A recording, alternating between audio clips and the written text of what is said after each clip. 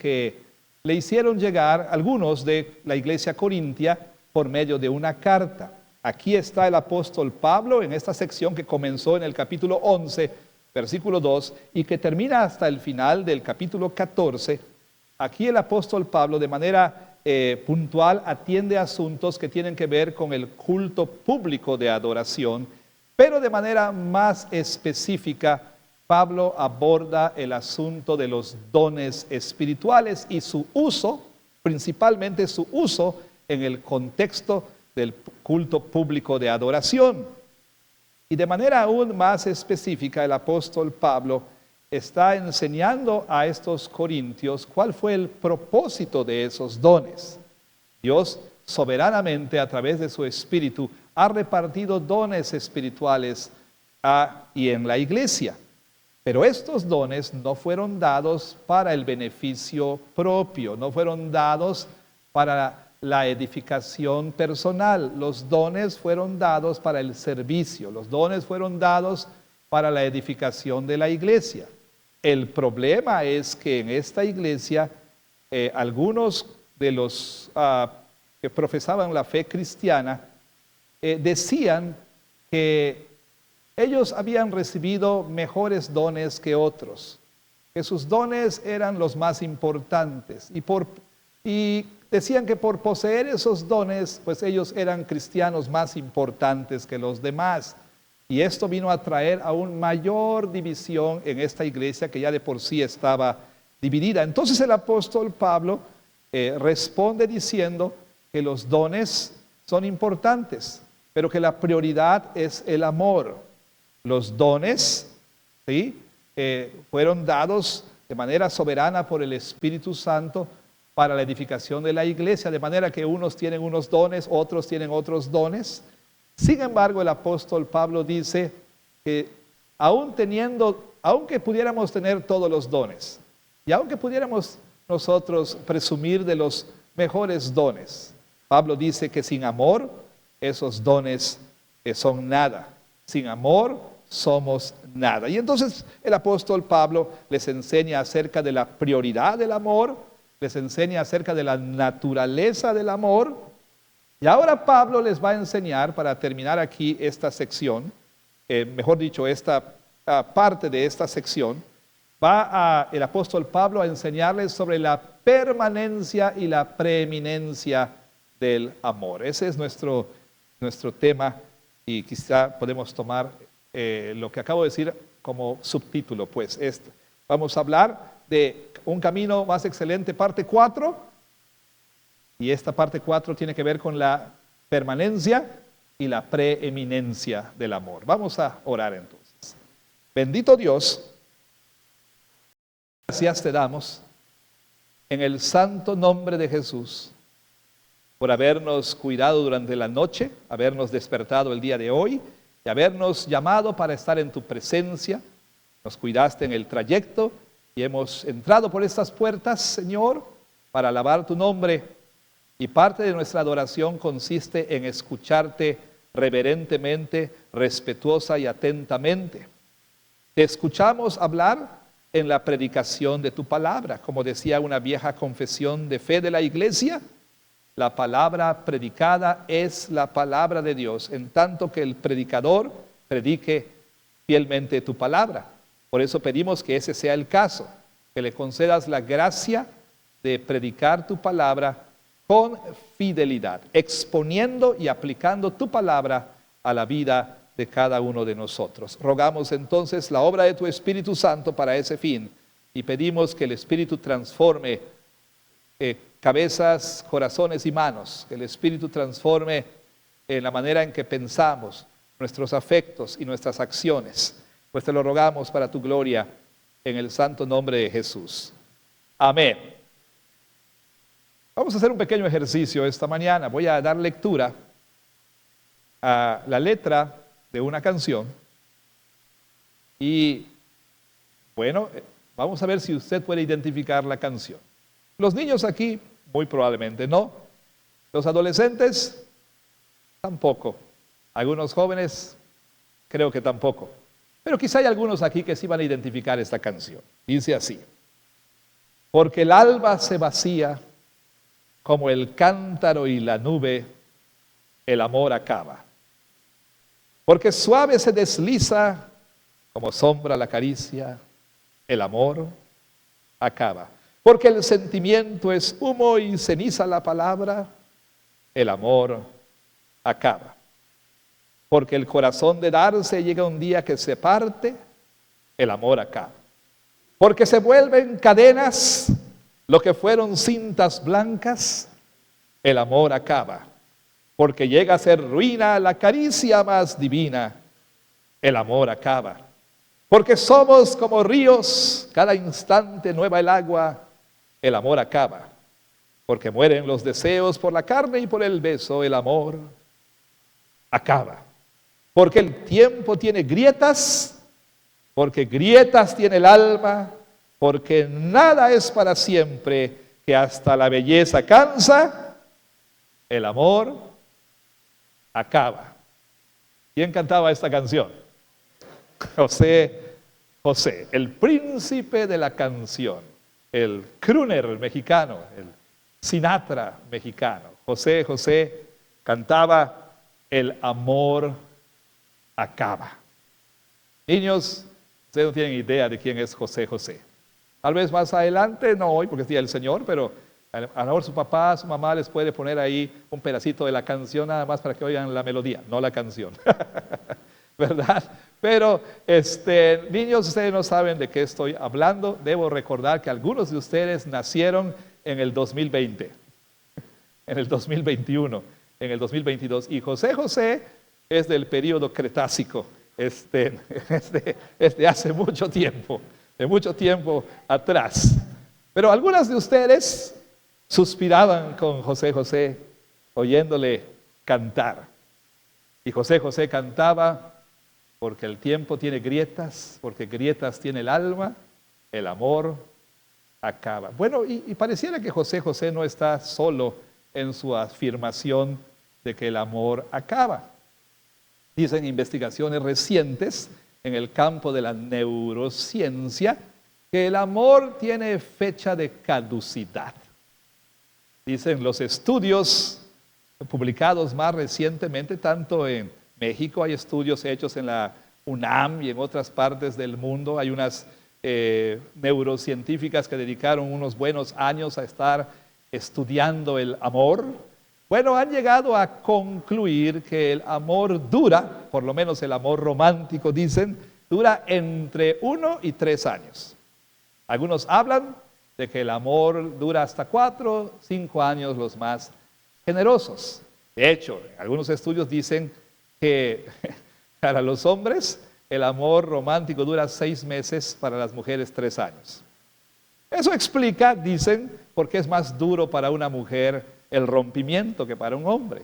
Dicen que para los hombres 6 meses, si no hubo algunos cambios en la química cerebral, el amor se va, el amor fenece, el amor caduca. Entonces, bueno, la idea es, como decía José, que el amor acaba.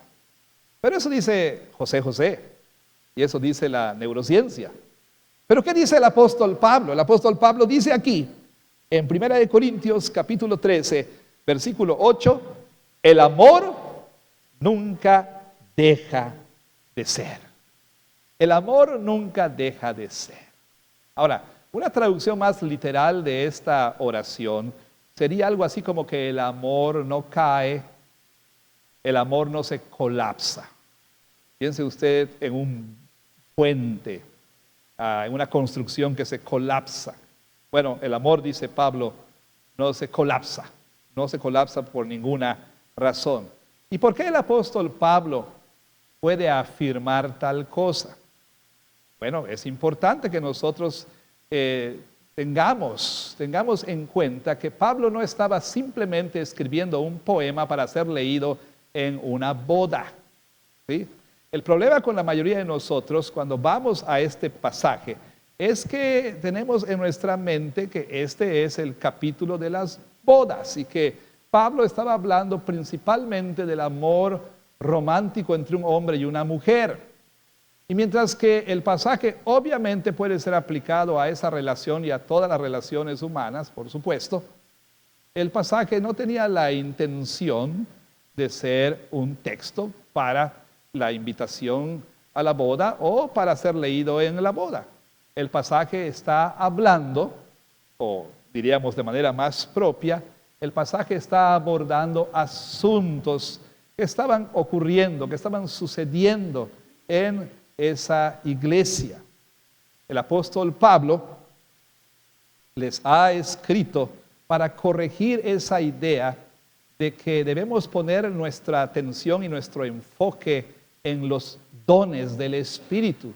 Pablo quiere que ellos entiendan que su enfoque debe estar no en los dones, sino en el fruto del Espíritu y en particular en el amor. No de balde hemos dicho que Pablo coloca estratégicamente este pasaje en medio de dos referencias a los dones espirituales. Comienza en el capítulo 12 hablando de los dones y luego continúa, retoma el tema en el capítulo 14, pero en el centro, y esta es una manera, digamos, literaria de mostrarnos que lo que está diciendo el apóstol Pablo es un asunto central, es un asunto que no es periférico, que no es trivial, es un asunto de suma importancia.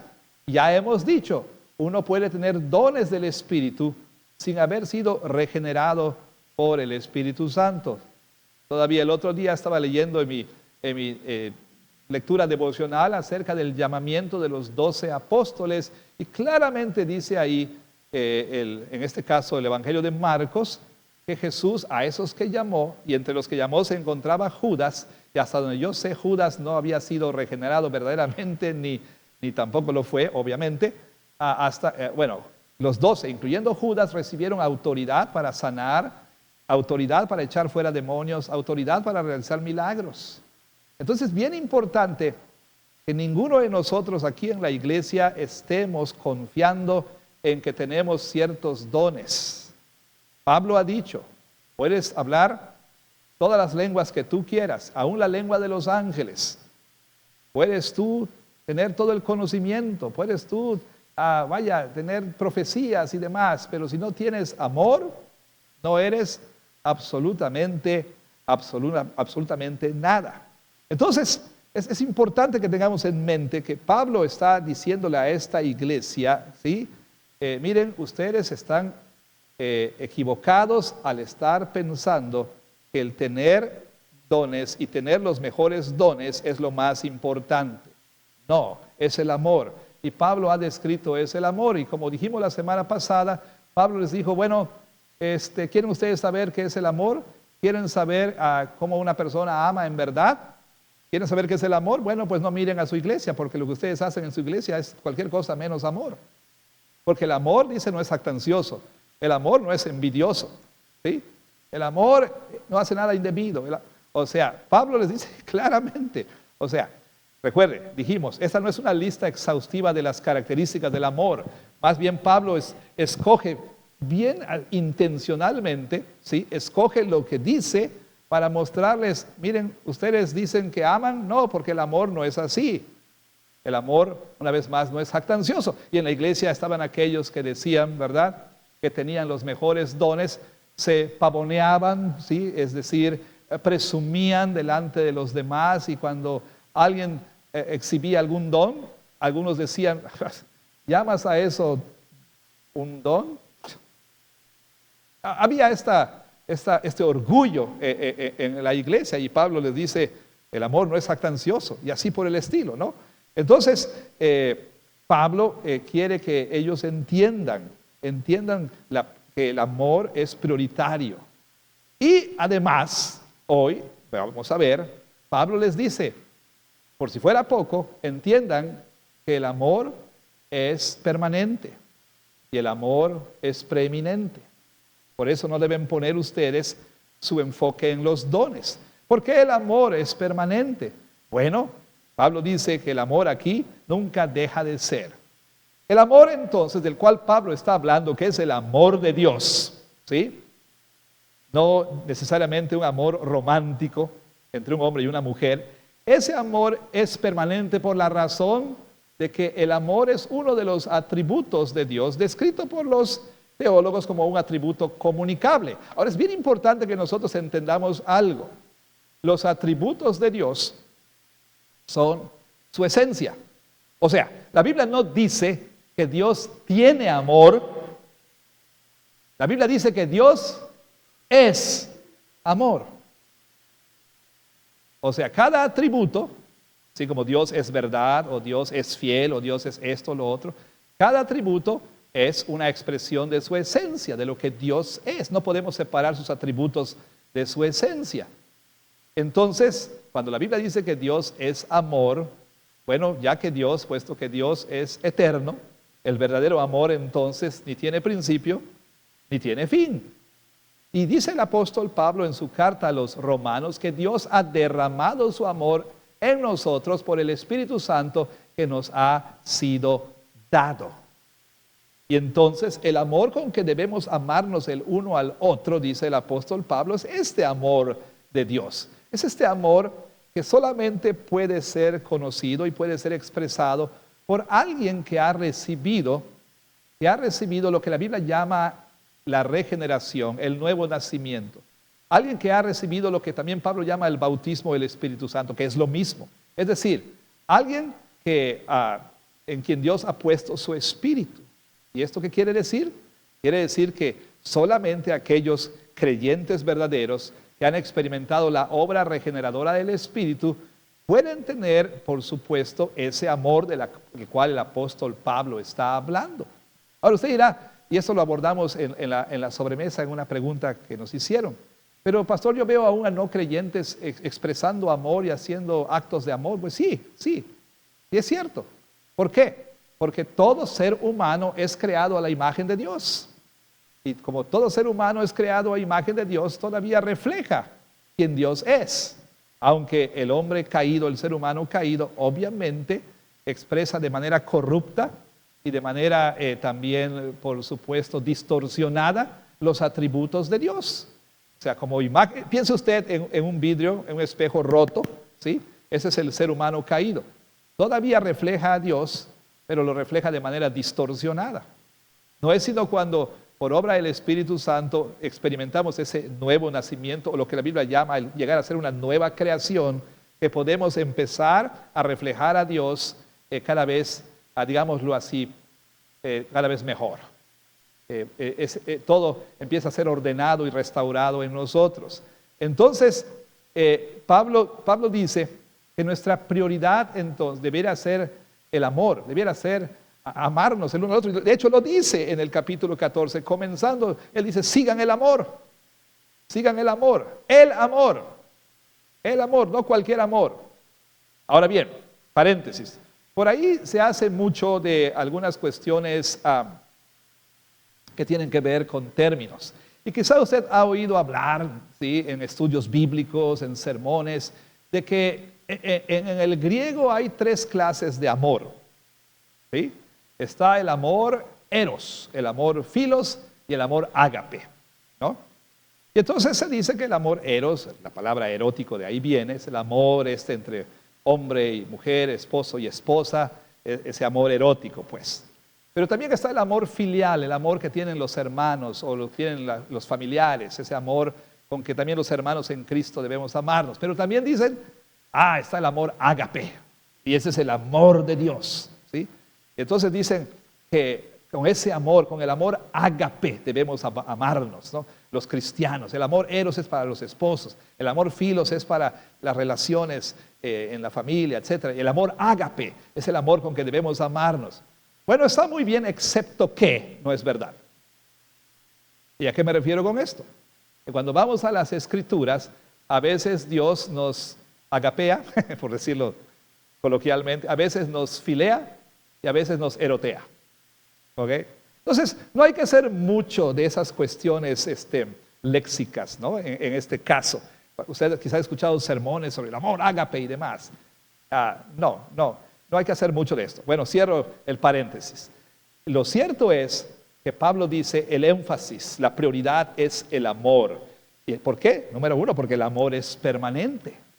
Es permanente el amor no ha de acabar. En contraste, dice el apóstol Pablo, vean ustedes, pero ahí está el contraste.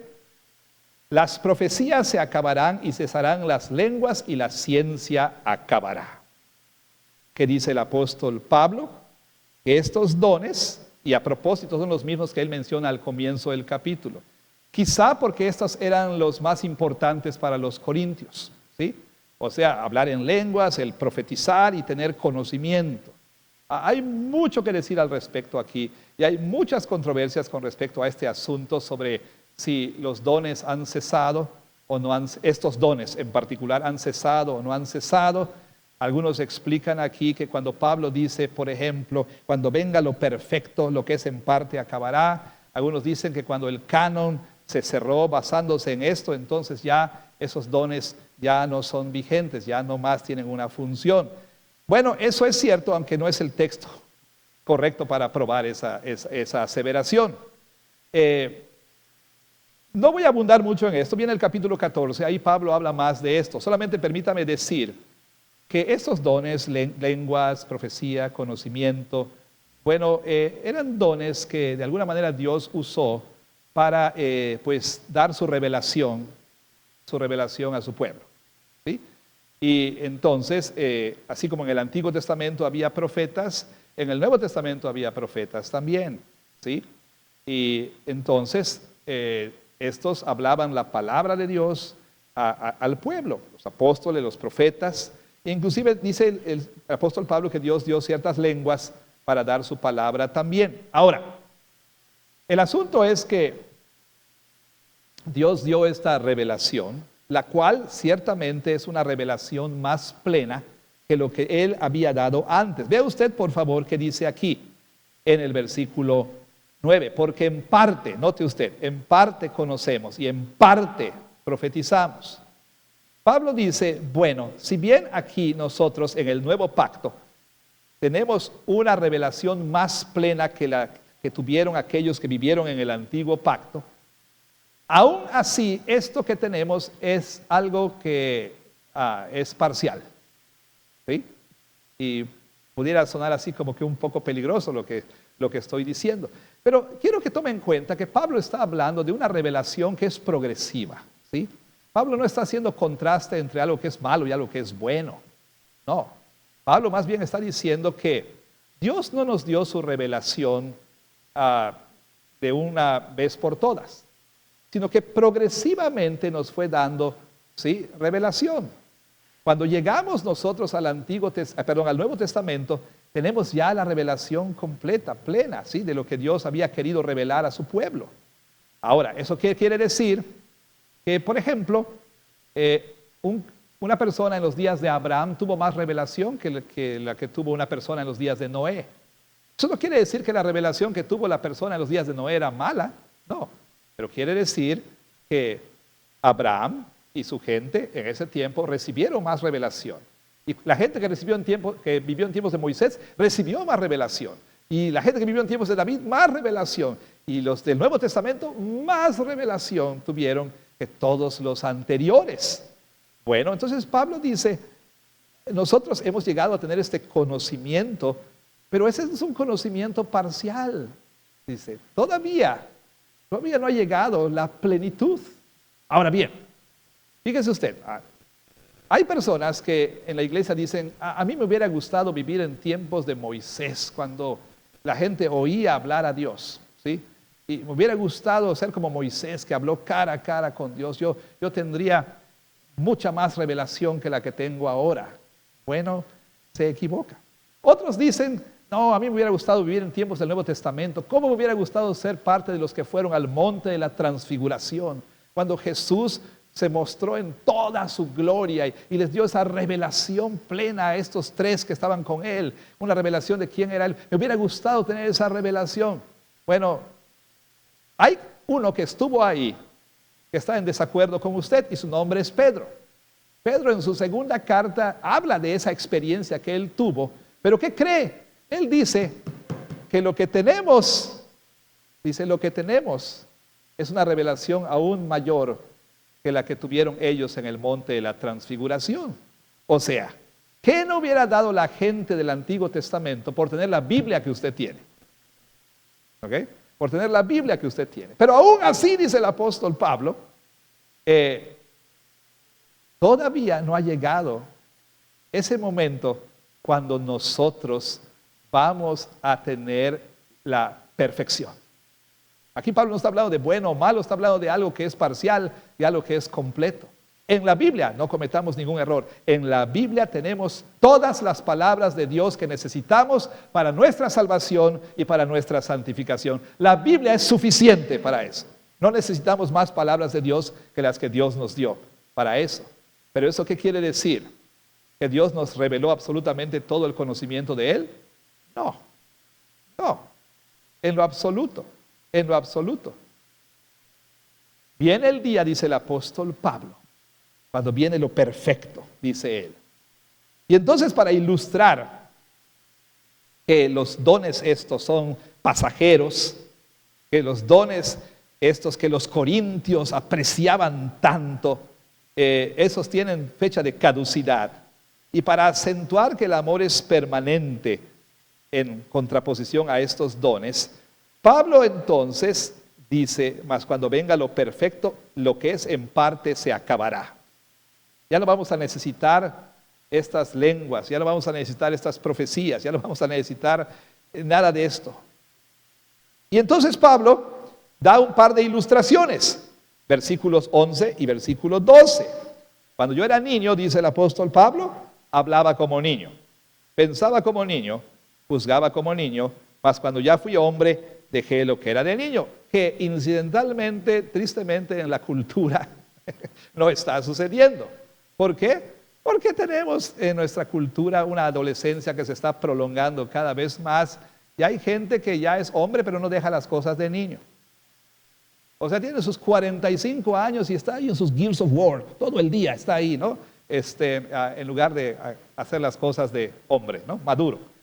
Entonces, eso sucede en la cultura. Pero Pablo está dando este ejemplo del desarrollo humano, es lo normal, ¿sí? Tenemos que pasar por esas etapas de desarrollo para llegar a la madurez. Bueno, así ha sido la revelación de Dios, ¿sí? Progresivamente hemos estado creciendo y creciendo y creciendo y creciendo.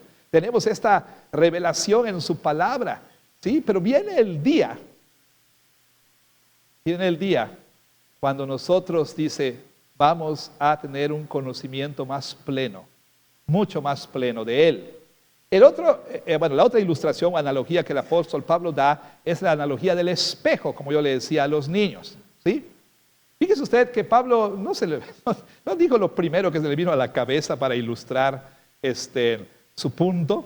No, Pablo era un maestro en lo que hacía. Y lo que Pablo hace es darles una ilustración muy conocida. ¿Sabía usted que Corinto era conocida por sus espejos? Vaya. Espejos Millet que daba,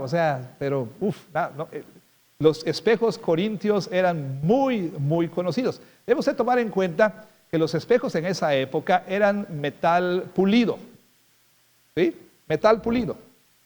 Y bueno, sí, la imagen era pues, más o menos, pero los espejos corintios habían perfeccionado pues la técnica y eran realmente muy, muy buenos. Entonces Pablo les habla de algo que ellos conocían, ¿sí? De esos espejos y les dice que ahora nosotros vemos por espejo, oscuramente. Dice, la imagen no es del todo nítida. Bueno, pero viene el día, dice el apóstol Pablo, que entonces viene el día, dice el versículo 12, cuando nosotros veremos cara a cara. Ahora conozco en parte, pero entonces conoceré como fui conocido. ¿Qué dice el apóstol Pablo? Nosotros ahora, 2 Corintios capítulo 3, ahí Pablo habla de esto también. Estamos viendo en este espejo la gloria de nuestro Señor. Este espejo, la palabra de Dios, refleja la gloria de Cristo. Aquí vemos la imagen de Cristo. Aquí nosotros, dice el apóstol Pablo, vemos un reflejo de quién es. Tenemos este conocimiento de quién es. Estamos viendo, así como los espejos en Corinto eran puestos sobre una mesa, estamos viendo el reflejo de la gloria de Dios. ¿Y esto qué implica? Que si yo quiero saber quién es Jesús, debo contemplar su reflejo aquí, en las páginas de la Escritura. Y dice Pablo en 2 Corintios que nosotros somos transformados de gloria en gloria por esa misma imagen. Dicen por ahí, y es verdad, ¿sí?, que aquellos que, dice, adoran ídolos llegan a ser como ellos.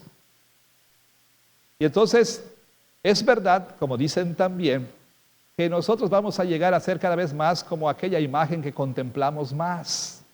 El asunto es que la verdad sea dicha, y no digan, ay, otra vez va a decir esto, pero muchos de nosotros aquí, para incluirme, ¿sí?, aunque no es así, pero muchos de nosotros aquí contemplamos más la pantalla de nuestros dispositivos.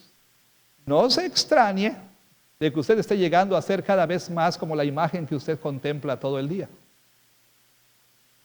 No se extrañe entonces que para nuestras niñas lo más importante es verse y cantar como las K-Pop Demon Hunters. O sea, ¿por qué? Porque es lo que están viendo todo el día. No les extrañe. No les extrañe que nuestras chicas aquí quieran verse más y más como X, Y o Z, porque eso es lo que están viendo todo el día. Están siendo transformadas en la imagen que contemplan todo el día. Entonces, la Biblia dice que si nosotros contemplamos la gloria de Dios en el rostro de Cristo que se refleja en este espejo, somos transformados de gloria en esa misma imagen. Ahora bien, Pablo dice, viene el día cuando no habrá necesidad de espejos. ¿Sí? ¿Por qué?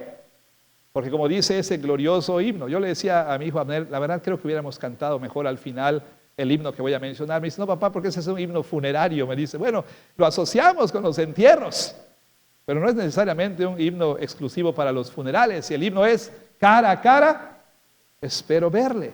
El himno dice, solo tras oscuro velo, ¿puedo qué? Hoy lo puedo, ¿verdad? Pero viene el día, dice, cuando le veremos cara a cara, cara a cara. Y entonces dice, voy a conocer como yo soy conocido. O sea, Dios nos conoce plenamente, ¿sí? Nosotros parcialmente le conocemos. Tenemos, por supuesto, todo lo que necesitamos saber de Él para nuestra salvación y nuestra santificación aquí en las Escrituras.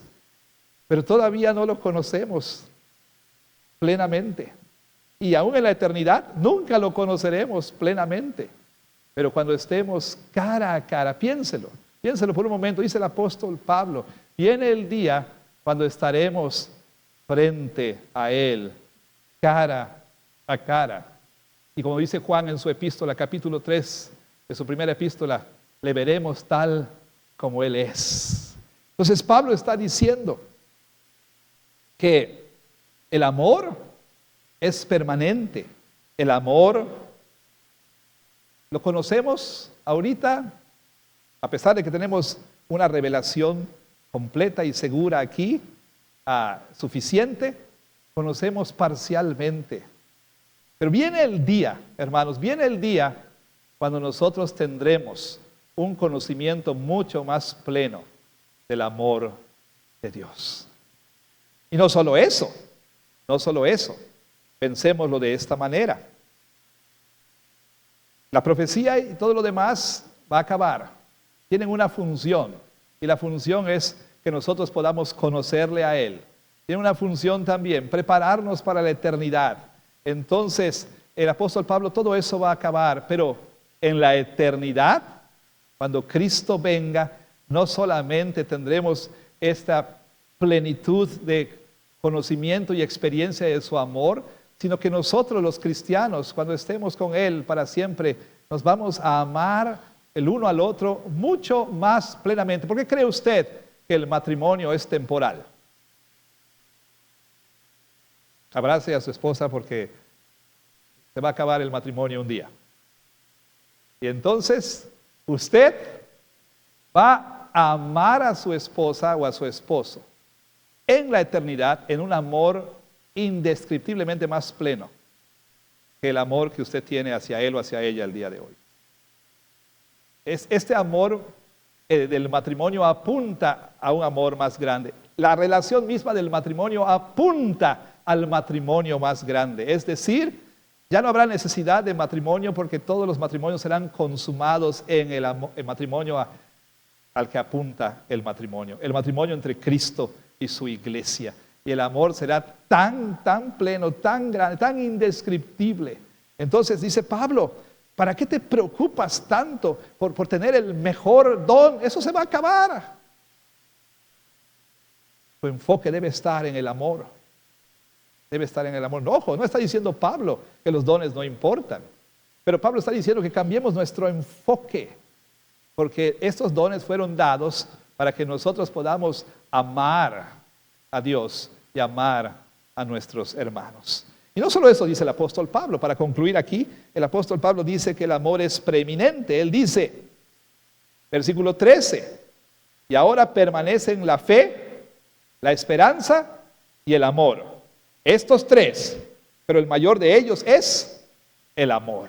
Ahora, Pablo ha hablado de tres dones, aquí habla de estas tres gracias, esta tríada que es común en el Nuevo Testamento: fe, esperanza, amor, fe, esperanza, amor. Por todas partes, en las epístolas paulinas y en el Nuevo Testamento encontramos fe, esperanza y amor. Noten que el apóstol está diciendo que la fe y la esperanza han de pasar. No, dice aquí, permanecen. Dice, ahora permanecen estos, ¿sí? Pero Pablo sí dice que de la fe, la esperanza y el amor, el mayor es el amor. ¿Por qué puede decir el apóstol Pablo que el amor es preeminente, que el amor es mayor? Bueno, pensemos nosotros en, digámoslo así, el propósito de la fe y la esperanza. Ambos, fe y esperanza, realmente tienen como finalidad el fruto del amor. ¿Por qué? Porque la fe es el instrumento, ¿sí?, que recibe todo lo que Dios ha asegurado para nosotros en Cristo. La fe es el instrumento que recibe la justicia perfecta de Cristo Jesús, por la cual somos justificados delante de nuestro Señor. La fe es lo que nos permite aprehender el Evangelio, abrazar el Evangelio. Es por la fe, ¿sí?, que nosotros recibimos la salvación de Dios en Cristo. Y es por la fe que podemos llegar a conocer y experimentar el amor de Dios. La esperanza en un sentido es fe futura, ¿sí? La esperanza, nos dice la palabra de Dios, es esa confianza no solamente en lo que Dios ha hecho ya en Cristo. La esperanza es confianza en lo que Dios va a hacer todavía por nosotros. La esperanza es la seguridad de que lo que Dios nos ha prometido nos lo va a dar. Y el apóstol Pablo habla entonces de esto en Romanos 5. Vaya usted a Romanos 5 un momentito, como ejemplo nada más.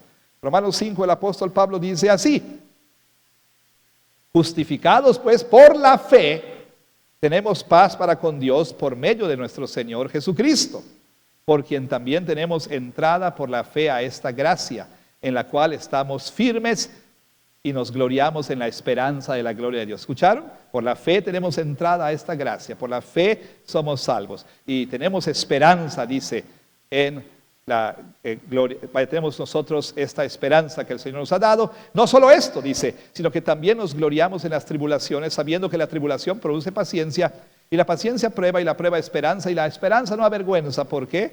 Porque el amor de Dios ha sido derramado en nuestros corazones por el Espíritu Santo que nos fue dado. Ciertamente la fe y la esperanza tienen como fruto ese amor que podemos conocer cuando nos arrepentimos de nuestros pecados y cuando entregamos nuestra vida a Jesucristo. Y tenemos esperanza de que nuestra experiencia de este amor solamente irá de gloria en gloria, de gloria en gloria, de gloria en gloria, hasta que nosotros estemos ahí en presencia de nuestro Señor, donde nosotros vamos a conocer de manera más plena lo que en parte conocemos ahora.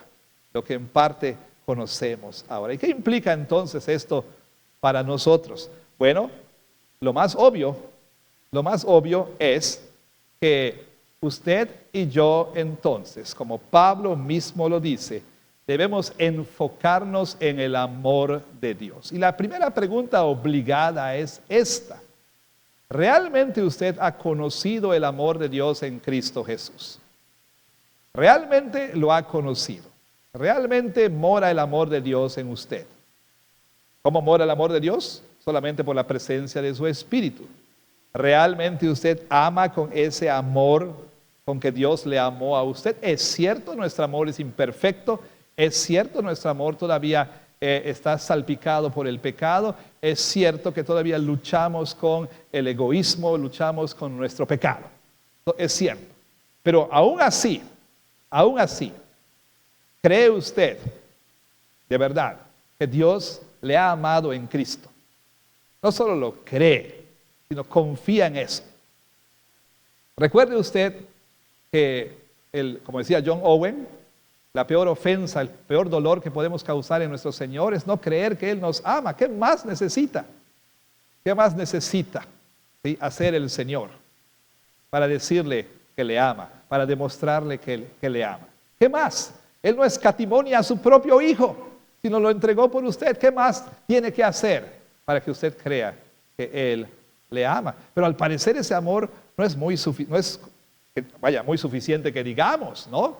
Porque, bueno, de pronto andamos por la vida como la sirenita diciendo, quiero más, ¿no?